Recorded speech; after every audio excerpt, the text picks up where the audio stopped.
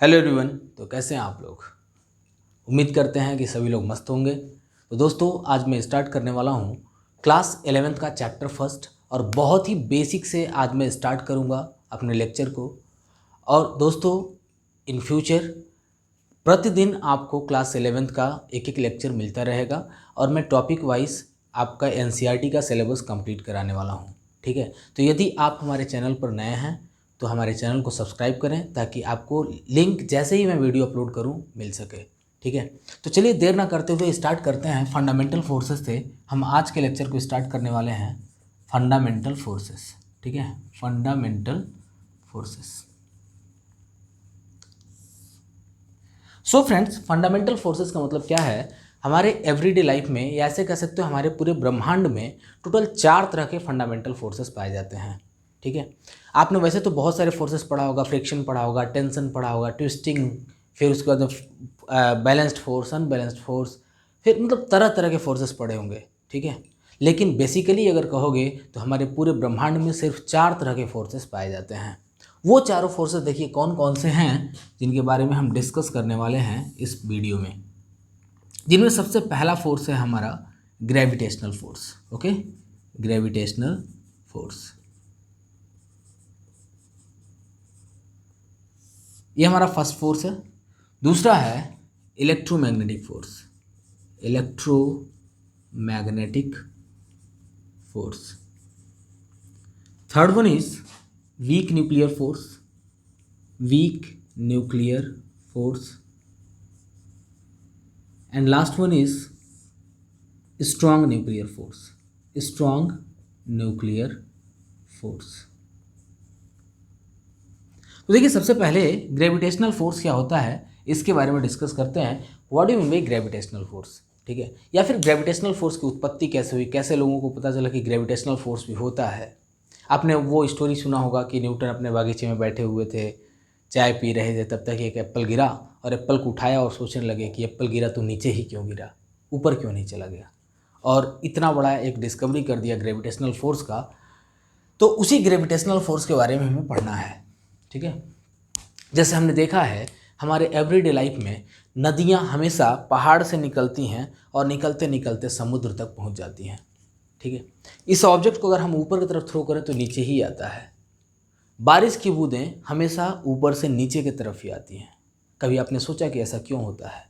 किसी पत्थर को अगर ऊपर उछालो तो वो भी नीचे ही आता है, कोई बॉल ऊपर फेंका वो भी नीचे ही आता है। तो कोई भी ऑब्जेक्ट अगर आप फ्रीली ड्रॉप करते हैं वो भी नीचे ही जाएगा। तो ऐसा क्यों होता है? ज़रूर कुछ ना कुछ तो होगा, कुछ ना कुछ ऐसा है जो अर्थ के अंदर जो उन सारे ऑब्जेक्ट्स को अपने तरफ खींच रहा है। ठीक है, so that force is called gravitational force. Okay, तो ग्रेविटेशनल फोर्स क्या है?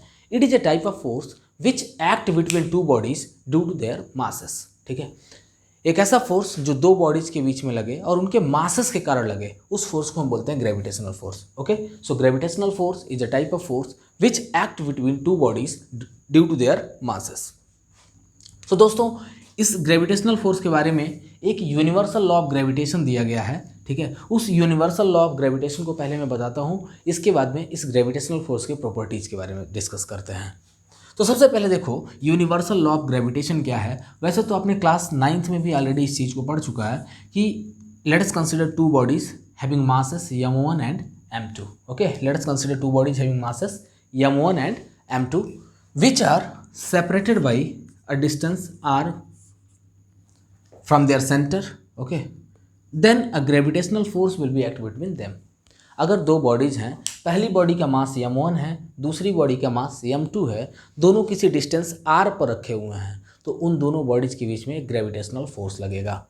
And that force will be directly proportional and that force will be directly proportional to the product of their masses. Okay, अच्छा देखो ये law कैसे दिया Newton ने, क्योंकि न्यूटन ने जब डिस्कवरी किया ग्रेविटेशनल फोर्स का, तो बाकी जो साइंटिस्ट थे वो एक सवाल क्रिएट करना शुरू किए कि ग्रेविटेशनल फोर्स आखिर क्यों लगता है। जैसे हम जानते हैं कि जो इलेक्ट्रोमैग्नेटिक फोर्स है दो चार्जेस के बीच में लगने वाला फोर्स होता है, वैसे ही ग्रेविटेशनल फोर्स कौन सा फोर्स है या एक किन के बीच में लगता है?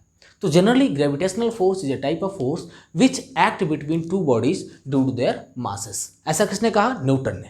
ठीक है, फिर सवाल वही का वही रहा कि अगर दो बॉडी के मासेस के कारण लगने वाला फोर्स ग्रेविटेशनल फोर्स कहलाता है, तो फिर हमारे पास भी मास है।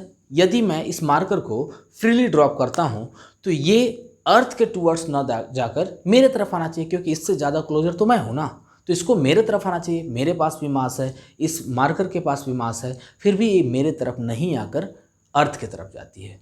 ऐसा क्यों? तो फिर न्यूटन ने सोचा कि लाओ इस पर कुछ अच्छा डिस्कवरी करते हैं, और इन्होंने एक लॉ दिया। उन्होंने कहा कि जो ग्रेविटेशनल फोर्स होता है वो मास के प्रोडक्ट के डायरेक्टली प्रोपोर्शनल होता है। मतलब यदि मास ज़्यादा होगा तो ग्रेविटेशनल फोर्स भी ज़्यादा लगेगा, और यदि बॉडी का मास कम होगा तो ग्रेविटेशनल फोर्स भी कम होगा। यदि हम अपने मास का कंपेयर अर्थ के मास से करते हैं तो हमारा मास बहुत ही कम होगा in comparison of earth. Okay, so we can say कि हमारे बीच में जो ग्रेविटेशनल फोर्स लगेगा, यानी कि मेरे और इस मार्कर के बीच में जो ग्रेविटेशनल फोर्स लगेगा वो अर्थ के ग्रेविटेशनल फोर्स के कंपेरिजन में बहुत ज़्यादा कम होगा। ओके, सो ये ऑब्जेक्ट मेरे तरफ नहीं आकर किधर जा रहा है? अर्थ के टुवर्ड्स जा रहा है। तो लगभग क्लियर हो गया होगा कि ग्रेविटेशनल फोर्स वह फोर्स होता है जो दो बॉडीज के बीच लगता है ड्यू टू देयर मासेस, और यह फोर्स मास के प्रोडक्ट के डायरेक्टली प्रोपोर्शनल होता है। तो ये हमारा हो गया first.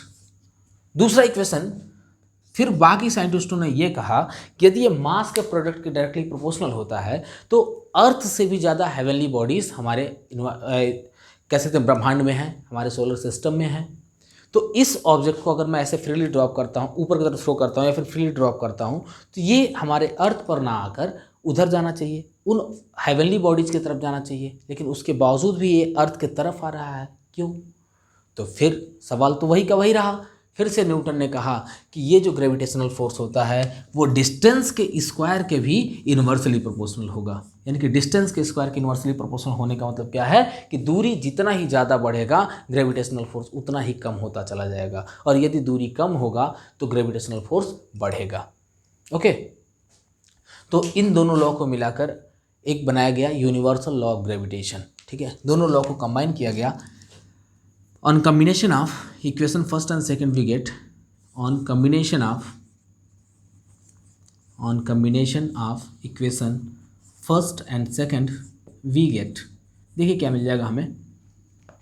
Here f will be directly proportional to m1 m2 by r square, and when proportionality will be removed, तो यहाँ पे कांस्टेंट टर्म आ जाएगा। जैसे प्रोपोर्शनलिटी रिमूव होगा यहाँ पे कांस्टेंट टर्म आ गया। इस कांस्टेंट टर्म को हम बोलते हैं यूनिवर्सल ग्रेविटेशनल कांस्टेंट। ओके, इस कांस्टेंट टर्म जी को हम लोग क्या बोलते हैं? Universal gravitational constant. तो where G is called universal gravitational constant. ठीक है, और इसकी वैल्यू होती है 6.67 इंटू 10⁻⁻11 न्यूटन मीटर स्क्वायर पर किलोग्राम स्क्वायर। ठीक है, हालांकि इसके बारे में ज़्यादा डिटेल हम ग्रेविटेशन चैप्टर में पढ़ने वाले हैं। फिलहाल तो हमें बस इतना बताना था कि जो ग्रेविटेशनल फोर्स होता है, ग्रेविटेशनल फोर्स किस प्रिंसिपल पे वर्क करता है या किन के बीच लगता है। तो gravitational force is a type of force which act between two bodies due to their masses. और यूनिवर्सल लॉ ऑफ ग्रेविटेशन क्या कहता है?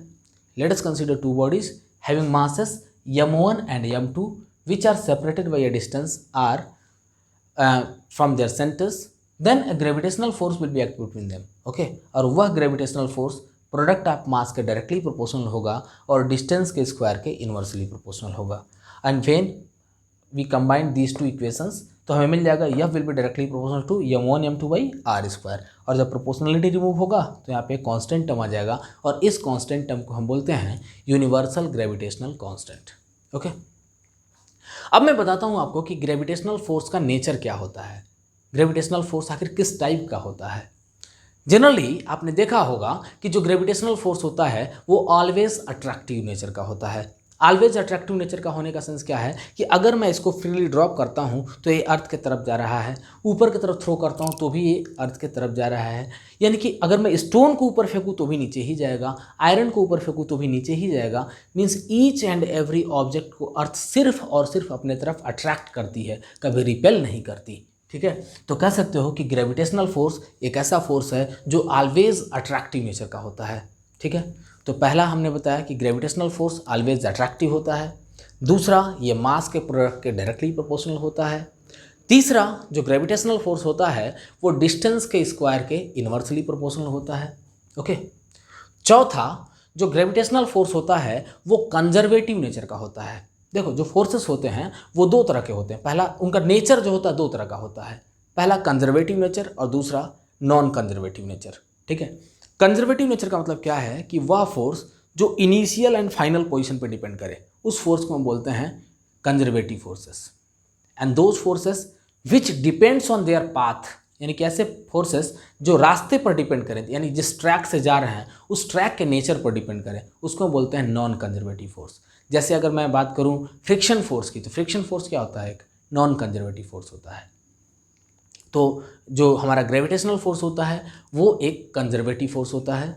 Next, gravitational force is a central force. Okay. Gravitational force earth के centre से लगता है या किसी भी ऑब्जेक्ट के सेंटर से लगता है, दो ऑब्जेक्ट के सेंटर से लगने वाला फोर्स होता है gravitational force. Okay. So it is a central force and the field particle of gravitational force is called graviton. ठीक है। जनरली ये माना जाता है कि दो मासेस के बीच में ग्रेविटॉन का ट्रांसफॉर्मेशन होता रहता है और उसी ट्रांसफॉर्मेशन के कारण एक बॉडी दूसरे बॉडी को अपने तरफ अट्रैक्ट करता है, तो इसके फील्ड पार्टिकल को हम ग्रेविटॉन कहते हैं। तो लगभग आपको ग्रेविटेशनल फोर्स अच्छे से समझ में आया होगा। तो दोस्तों आज के लिए इतना ही, मिलते हैं हम अपने अगले वीडियो में, तब तक के लिए विदा लेंगे और हम अपने अगले वीडियो में डिस्कस करेंगे इलेक्ट्रोमैग्नेटिक फोर्स के बारे में और इसके टाइप्स के बारे में कि इलेक्ट्रोमैग्नेटिक फोर्स क्या होता है, इसके कितने टाइप्स होते हैं। तो यदि आप चाहते हैं कि आपको हमारा वीडियो सबसे पहले मिले तो आप हमारे चैनल को सब्सक्राइब करें और बेल आइकन दबाना बिल्कुल भी मत भूलना। तो दोस्तों तब तक के लिए विदा लेते हैं। Thank you.